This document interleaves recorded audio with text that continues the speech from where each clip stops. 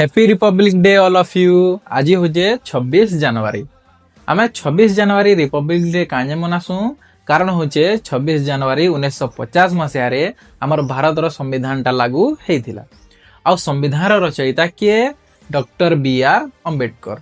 से महान व्यक्ति आमके जेन भारतर संविधान एते बढ़ियाटा देथिबारु से महान व्यक्ति के आमे धन्य मने करूछु।